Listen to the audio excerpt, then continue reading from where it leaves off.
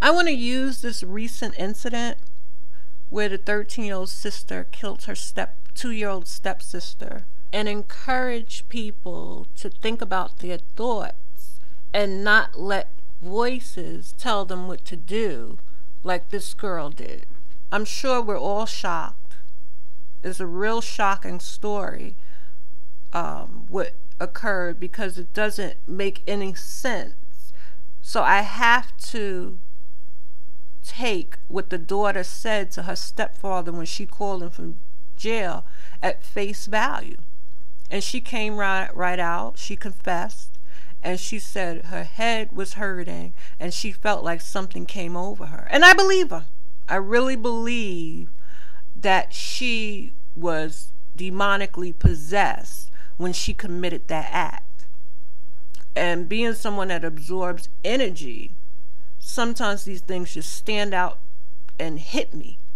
Okay, because you have a 13-year-old who I'm sure has watched her siblings many times before. Based on the 2-year-old's actions of telling the neighbor that there was a boy in the house, she wasn't scared of her sister. So she didn't live a life of torment from her older sister, where her sister's pushing her and intimidating her. Some of y'all might say, I'm going to teach y'all how to be energy absorbers. Because some of y'all might say, how you know? I know because the 2-year-old sister wouldn't have told. She would have been scared to tell. The 2-year-old sister was in an innocent state that a lot of 2-year-olds or young people are in at that age. I remember going through that phase. My brother teases me about it. When I was younger, I would tell everything innocently. All I know is that's wrong. Mom, dad said don't do that. Grandma said don't do that. I'm telling, because you look for approval more when you're that age. You look for approval by those you're closest to, and it's usually your parents if you have a good relationship with them. So a lot of 2-year-olds or young people, they tell everything. You can't do things around them. They're going to tell.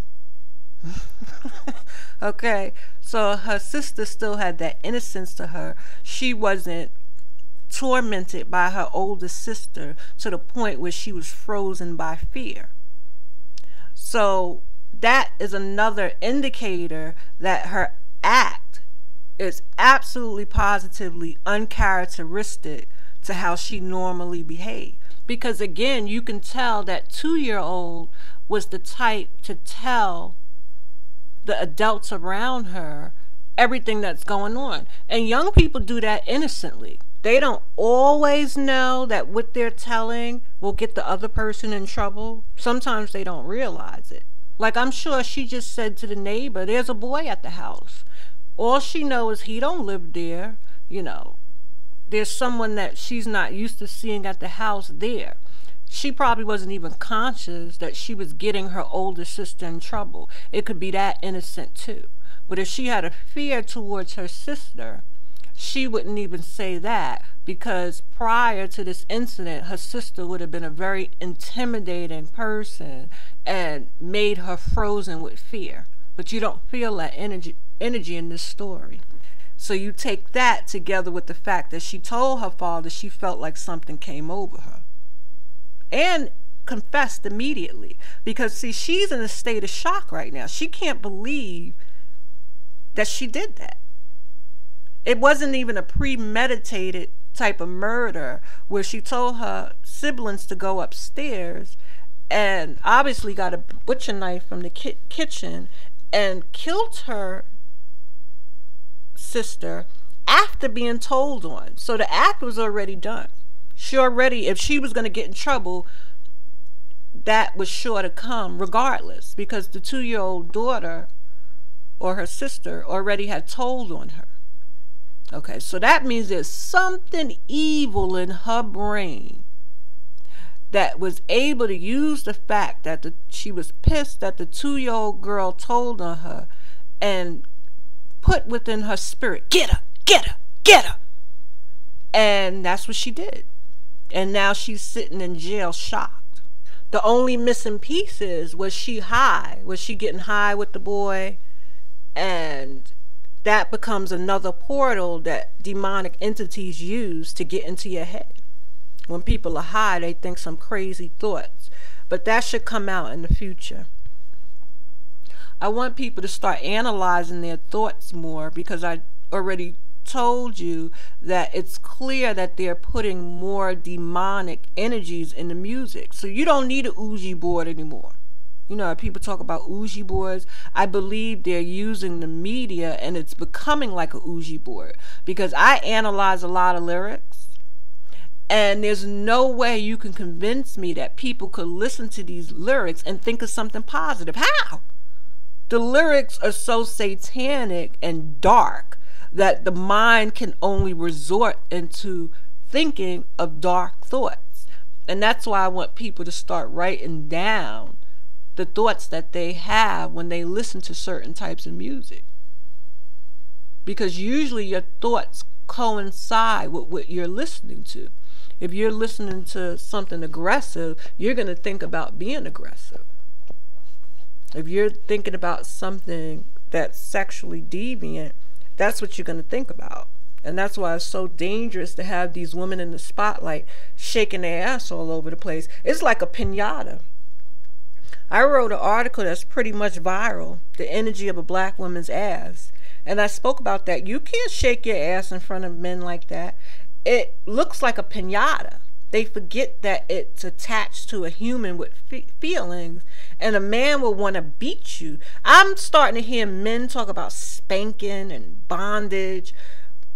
It's a real dangerous formula. Okay, so again, the music, our environment, the media in general is becoming a portal for more demonic entities to be able to attach themselves to you during moments of weakness. Like I said, they were able to transform her thoughts. I'm pissed off, she told on me, to get her. And she did. So I want you to protect yourself. I want you to protect your family.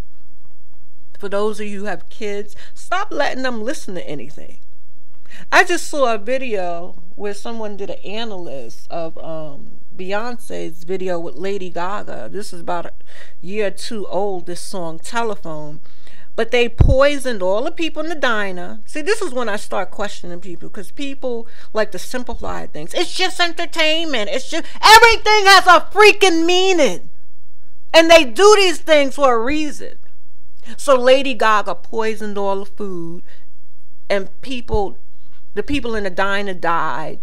Beyonce poisoned her boyfriend and he died. They're dancing with an outfit that looks like the American flag, and the people are dead all around them. The people in the diner are all dead, and they're dancing.